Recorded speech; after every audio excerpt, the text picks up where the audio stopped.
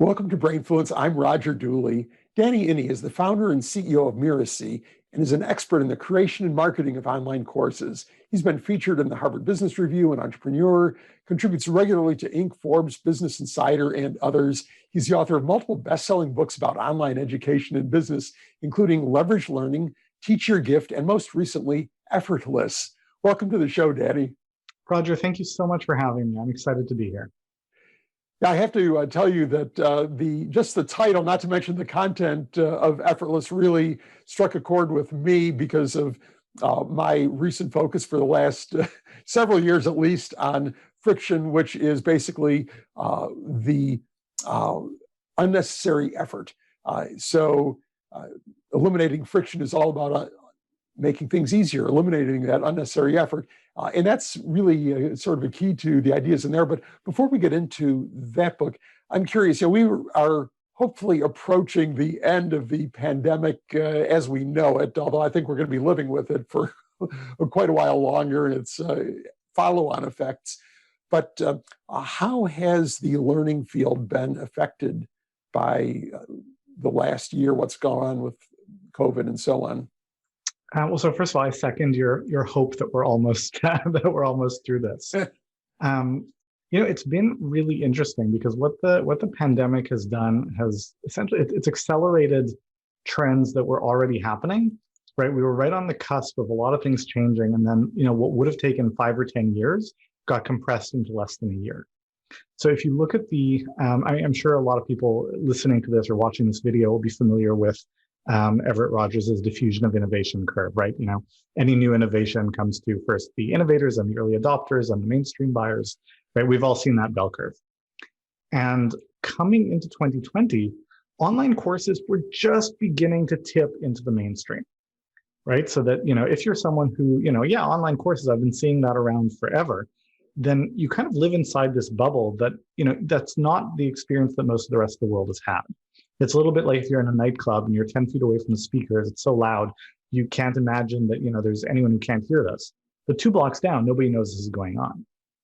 So that's kind of where we were with online courses going into 2020, right? If you would ask a random person on the street, where can I take a course? They would say a college, university, a community center, right? Online wouldn't have entered, their frame of reference. But we were just kind of getting into that tipping point, thanks to the efforts of companies like Coursera and Masterclass and Udemy and, lynda.com, which is now LinkedIn Learning, et cetera. And so we're getting into this mainstream. Then all of a sudden, everything is forced online, right? Zoom's user base grows by 2,000% in the matter of weeks. LinkedIn Learning sees like 30% week over week growth, right? Crazy, crazy numbers as everyone is rushing to online. And a lot of that is going to stick because what prevents the adoption of a new innovation? There are 2 categories of factors, 2 categories of frictions, right? One are the legitimate frictions of this is not as good for my needs, right? So, case in point, my daughter had her 5th birthday shortly after the pandemic began. So we had a Zoom birthday party, right? It wasn't as good as an in-person birthday party. We're not going to stick with Zoom birthday parties once in-person parties can happen again, right? She wants to play with her friends in person. So there are some things that online is just not as good for. But then there's the other category of reasons why people don't adopt new things, which is inertia, right? This is not how I've always done it. I don't want to get onto the Zoom, right? It's that kind of attitude. And with everyone being pushed into the deep end by the pandemic and not having any other choice, all of that inertia reasoning kind of got swept away. And so some things will go back to, I really prefer to do it in person. But a lot of things, people are going to say, well, actually, this was really good. We can keep doing this. And so we've seen this massive acceleration in the adoption of online courses. And that has really leaned into this stratification that we've seen with the types of online courses that are out there. So online courses in general, they kind of fall into 2 buckets. There's the information online courses where you've got a bunch of videos in a membership site. It's 30 to 60 to 90 minutes of video content. Maybe it's nicely produced, it's entertaining, it's interesting, it's fun to watch. Maybe you're buying it from a one-on-one provider. Maybe it's on a platform like LinkedIn Learning or Masterclass or one of these. But it's essentially informational or edutainment. right? It's for learning about something. It's not for learning to do something, right? If we go with the example of masterclass, so they have a course there with Aaron Sorkin about screenwriting. Aaron Sorkin wrote The West Wing. He wrote A Few Good Men. And I'm interested in writing, so I went through the course, and it was interesting. It gave me some ideas. But I didn't come out of that course a better screenwriter, right? That's not what they do, right? Because information is good at broadening your horizons. It's good at showing you what's possible. It's good at integrating new knowledge into existing expertise. Information does not empower you to do things. Then the other bucket is real transformative experiences, right? And that's where you don't just learn about something, you have the opportunity to apply it, you have the opportunity to get feedback. That's how we actually get good at things. And that's where the opportunity is really existing right now. The information-only courses have become very competitive, very saturated. It's very much a race to the bottom. And now the big area of opportunity, that this is where I work with a lot of expert entrepreneurs, is creating something that doesn't just tell people about something, but teaches people how to do something and supports them to gain that competence. Sorry, I'm realizing now that was a little long-winded. Well, no, that's really an interesting thing, though. I'd like to explore that just a little bit more. How do you create this more perhaps engaging or immersive experience online? Because what you're saying is just somebody watching a few videos and emerging a master of whatever that craft is probably isn't going to happen. How do you create that deeper level of learning, Danny? Mm-hmm. Well, we start by getting clear on what is it that we want to create. Learning developers call this backward integrated design. So you want to start by asking yourself at the end of this process, what do I want them to know? What do I want them to be able to do? What do I want them to feel, remember? But particularly, what are the competencies they should be able to do? What behaviors do I want them to exhibit? And we can go a level deeper. In what context, right? If I were to say, well, I'm going to teach a course that teaches you how to use a handgun, right? Are we talking about at a shooting range or in combat in Afghanistan? Because that's a very different level of skill and competence, right? So what behaviors do I want them to exhibit under what context and what circumstances and to what level of ability? And from there, you engineer what is the learning path. And an effective learning path has 3 chunks to it. The first chunk is consumption. That's where people get exposed to new ideas. It's where they watch the video, listen to the audio, read the text, attend the lecture, etc. And that's important, but that's just the beginning. The second chunk is application. It's where they take what they've learned and they do something with it. And that can be theoretical, worksheets, assignments, thought exercises, or it can be practical. I'm doing things in real life, in real business, whatever it is. And then the third chunk is the feedback loop that helps them refine, am I doing it right? And integrate the lessons and the learning. And that feedback can be very brute force. If I'm learning about skateboarding, then feedback can come from gravity and concrete, or it can be more nuanced. It can be from a coach, from a mentor, from a teacher, from a peer. And so you want to think about, well, what are the things that they need to learn? What information do I need to expose them to? But then what opportunities do I need to give them to practice? And then how do I give them the feedback for the learning to really gel and solidify? Mm-hmm. Great. Well, I'd love to dig into that, maybe in a separate episode, or maybe we'll get into it as we go forward here. But I do want to talk about the ideas in Effortless, and explain a little bit about the idea behind Effortless, because there is so much of a hustle culture today. Like, wow, I've got to double down on my efforts if I want to be successful. I've got to find ways to be more productive, cram more work into the hours I'm working, and maybe cram more working hours into my day. And it seems like the antithesis of Effortless. Well, so here's how I'd frame it, right? The answers that we find are a function of the questions that we ask. So if you ask the wrong question, you're going to get great answers to the wrong question. And I came to the ideas in this book myself by asking the wrong question for a long period of time. I had this view of business as being this complex game of strategy, and you have to be super clever and execute super well. And I'm sure some of that is like my own baggage of, as a kid, you want to be the smartest kid in the class. And, it's like, I'm taking on this hard thing. I'm solving problems no one else can solve. That was the hubris leading to that being the question I was asking. And business got really hard. We experienced a lot of growth in the early years of my business. We went from 0 to multiple millions in a matter of years. And then we plateaued and things got harder and harder. Things were really like, it's like you feel like you're treading water in molasses.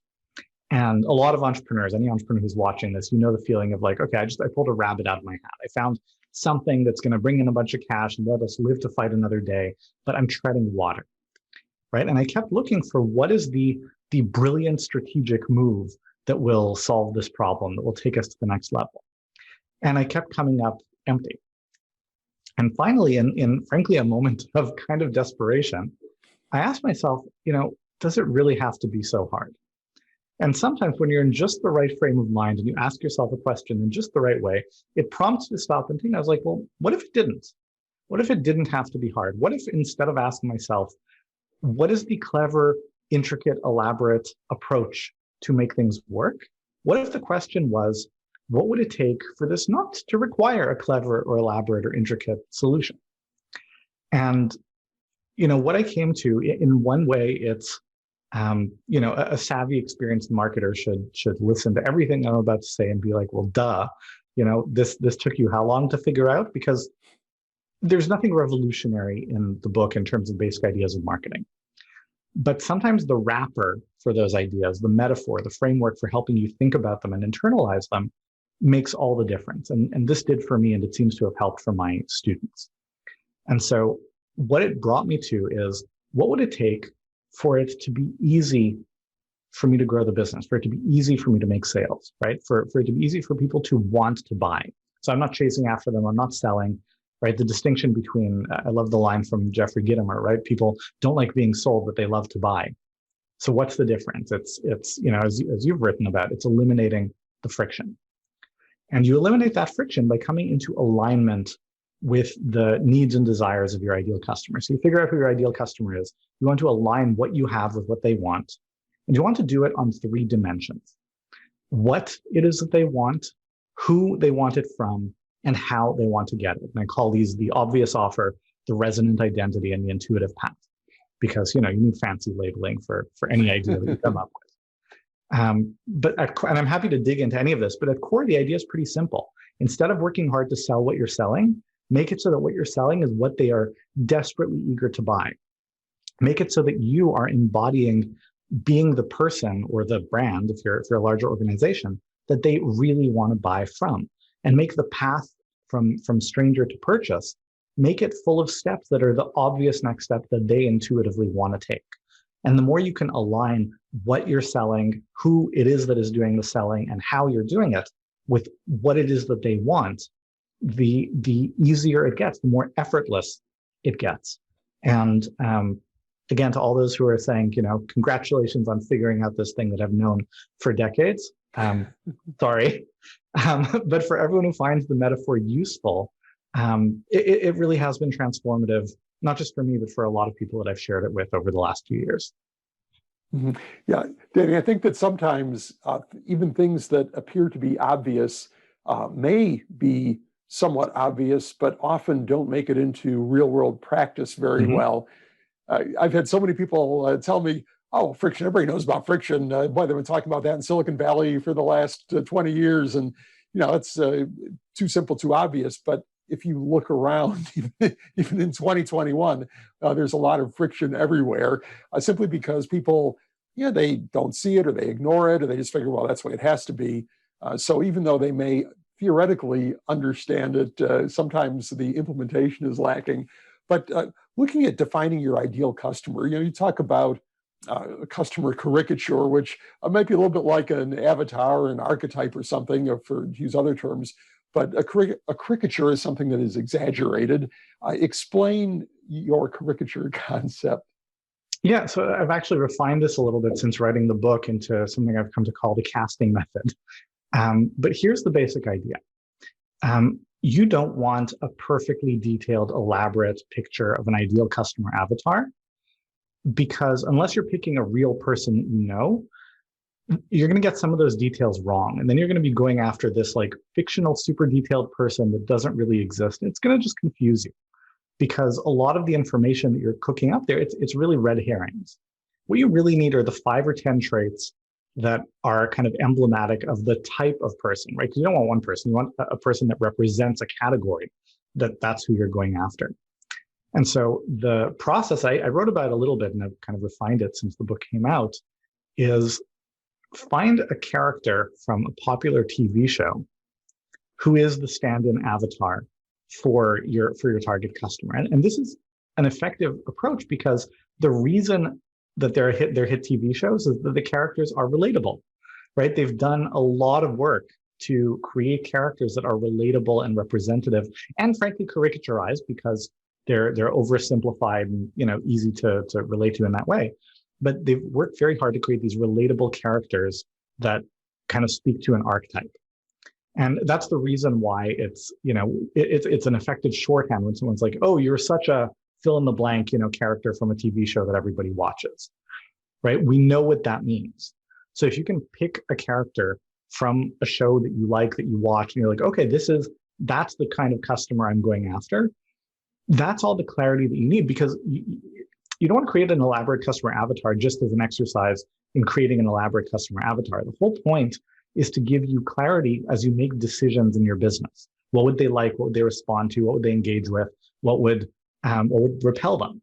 So you want answers to those questions.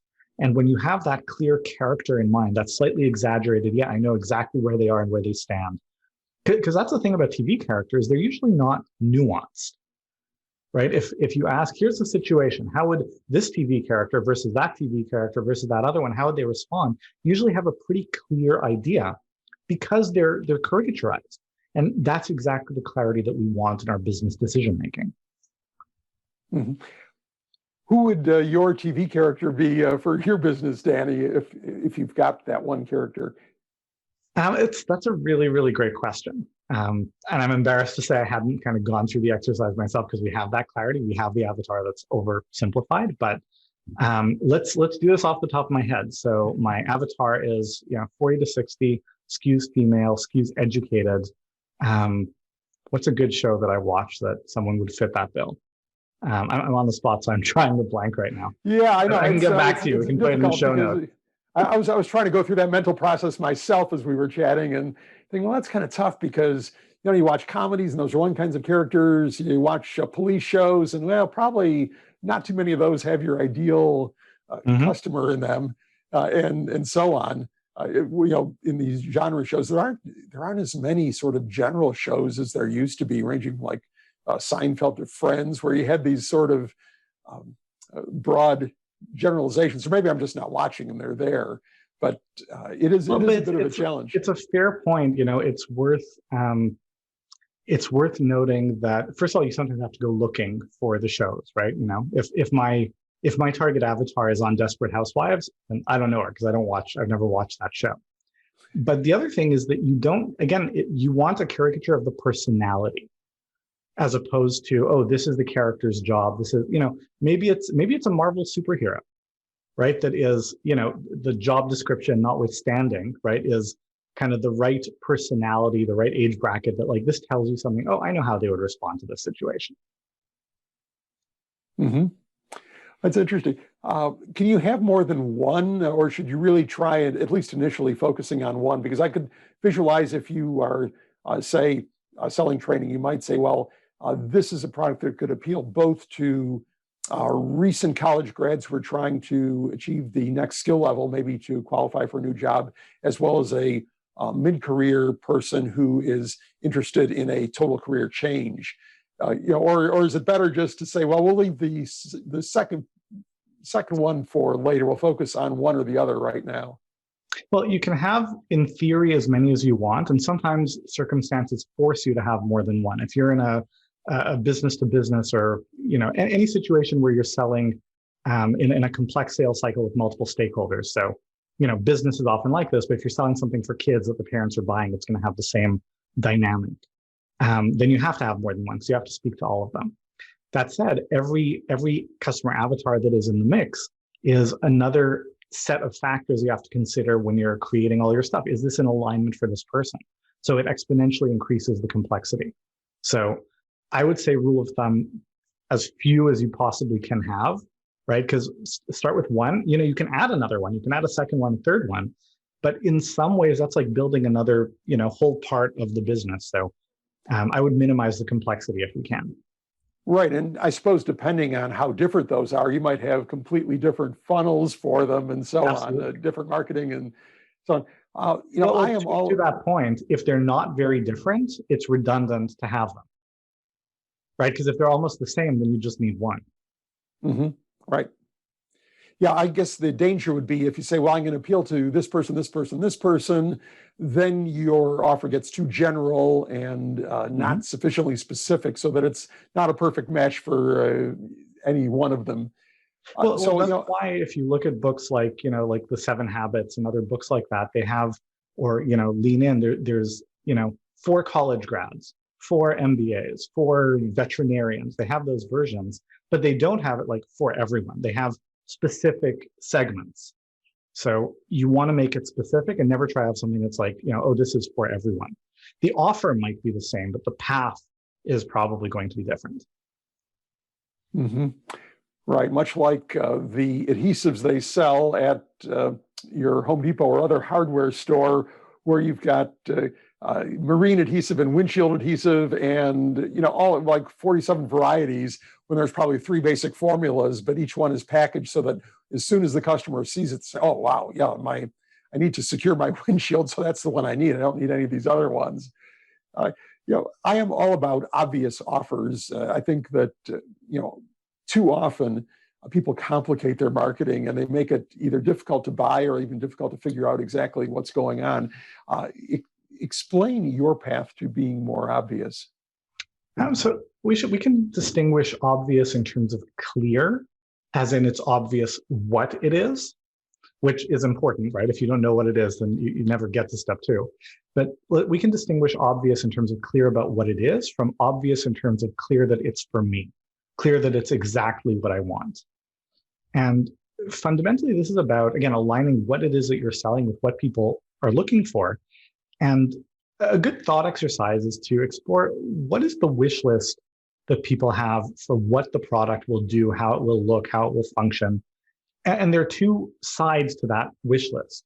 They're the explicit things that they want, the things that they will ask for in so many words, and the implicit things that they want that they would never ask for, either because they're not aware of it or because they don't think it's reasonable or because they're embarrassed to ask. So I'll give you a couple of examples. So for the longest time, I'd get up in the morning early, I go for my morning walk, I stop into Starbucks, and they ask me, what would you like? And I would give them an answer that was not true. I would tell them not what I wanted, right? I would say I want an Earl Grey tea with coconut milk on the side. Now, I don't usually drink Earl Grey tea because I try to avoid caffeine.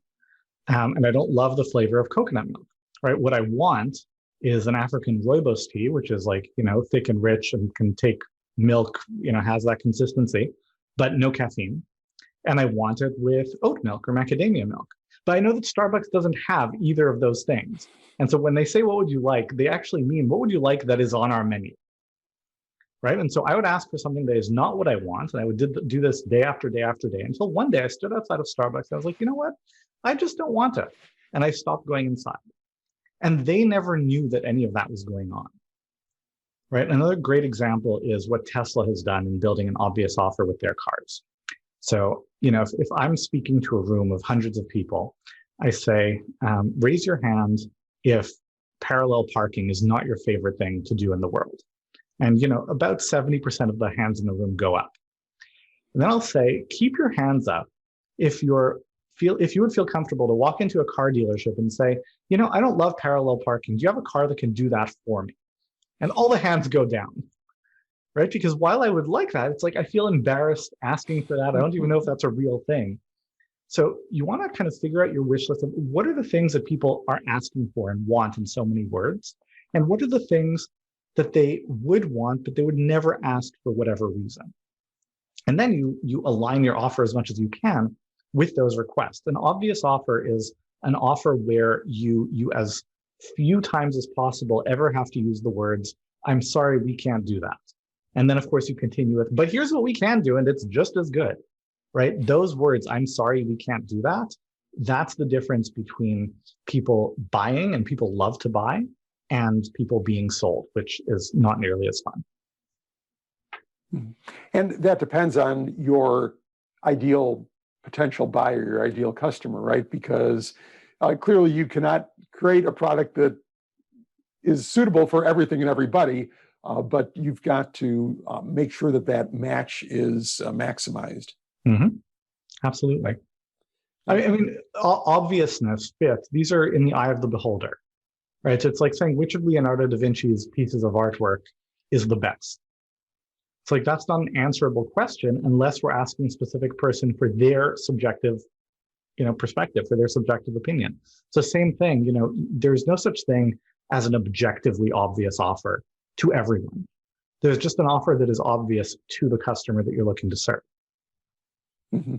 Right. So talk a little bit about resonant identity and how that affects both the customer side of things and how you as a marketer respond. Yeah, sure. So all things being equal, we want to buy from people that we trust and appreciate and respect. And there's a charismatic leadership quality to certainly the people I work with who are coaches, consultants, speakers, authors, experts, that kind of audience. But to any brand, right, there's this charismatic leadership. Apple has a very resonant identity to people who buy from Apple.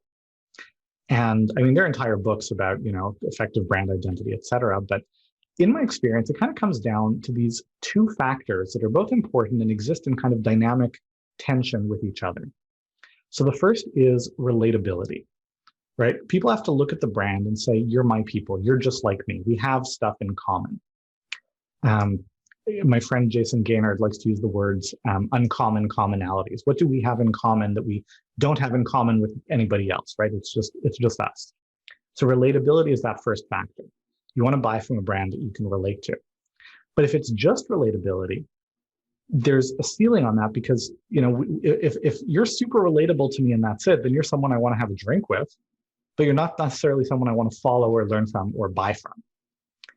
The other quality is aspiration, right? You embody something that is aspirational to me. This is where I want to go. This is what I want to achieve. And there's a tension between those two things. It's essentially, you're just like me and you're who I want to be when I grow up.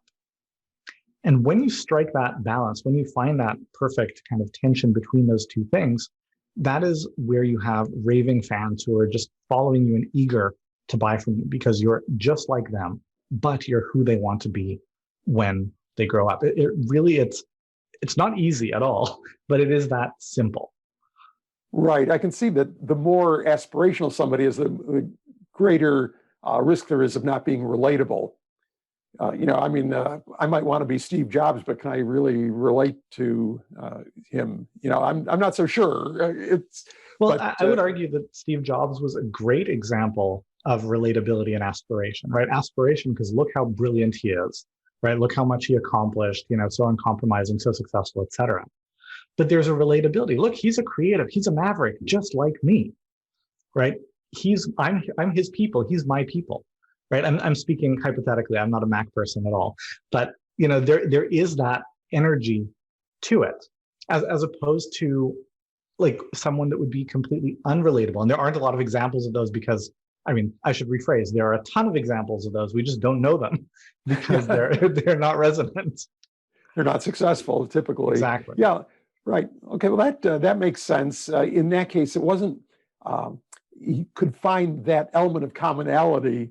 Just being different, that might not really, even though we might not have much in common from a background standpoint or personality standpoint, or the other sort of obvious things that you might find in common with some other random human being, but by finding that characteristic or those characteristics, that makes a lot of sense. Now, when you talk about an intuitive path, that to me, that's been something that marketers have talked about for years, not necessarily in those terms. I think that, my friend, the Eisenberg brothers talked about following the scent or something like that, where you've got to lead somebody through the process. How does that fit into your framework, Danny? Sure. So, and this is, basically what the whole field of marketing is about.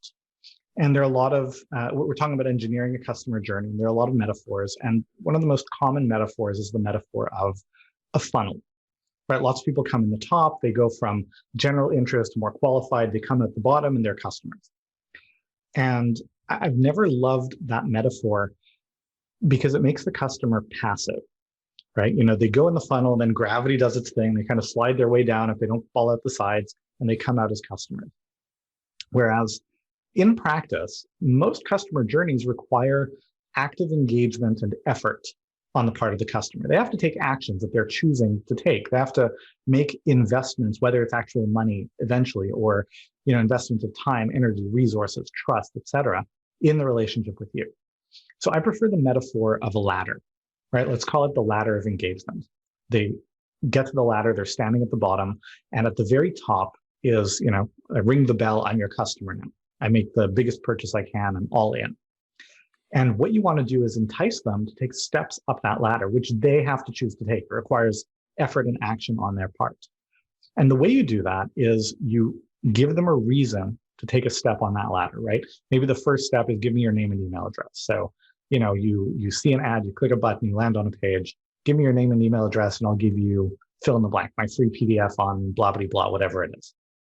So you entice them to take that step. And then before they're willing to take that next step, they're standing on that step for a moment. You've got to deliver on whatever you promised them. You've got to show them that, hey, taking steps in this relationship that we're exploring is worthwhile. So you've got to exceed their expectations. You've got to say, wow, that was totally worth it. And then you say, by the way, here's the next step. Do you want to take that step too? And, obviously the specifics of what this looks like will vary from industry to industry, from context to context, whatever it is that you're selling, whatever modality is that you're delivering through. But fundamentally, that metaphor of having that ladder that people are climbing, giving them a reason and then exceeding their expectations once they take the step, that's what it all comes down to. Mm-hmm. Yeah, it makes such a huge amount of sense and often ignored. And I do think that the ladder, or perhaps a stairway, is a much better analogy to the customer journey than a funnel, because each of those steps requires effort, and the more you can minimize that effort, the more successful you'll likely be. Danny, how can people find you and your ideas? Well, so first of all, thank you again for having me on. People can check out our website. It's mirasee, mirasee.com. You can go on Amazon, search my name, Danny Iny. I've written a whole bunch of books, including Effortless. And for listeners or viewers, because this is a video podcast as well, there's actually something I can offer. So this is the book Effortless. And for people who buy the book, on the inside cover, there's a special thing. If you want to get our Effortless Business Growth Toolkit, we've got like worksheets and resources and the audio MP3 of the book. So you get the whole book in audio form. There's a link. Usually you have to buy the book, but since you're here watching and listening to this whole thing, if you go to effortless.rocks/toolkit, you can get the audiobook copy for free. Just put in your name and email address and you'll get it. And if you love it, I'd love for you to buy the book as well.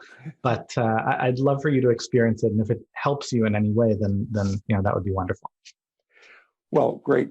We will link to all those places, including the free audiobook offer, on the show notes page at rogerdooley.com/podcast. We will have text, audio, and video versions of this conversation there as well. Danny, thanks so much for being on the show. It has absolutely been my pleasure. Thank you for having me.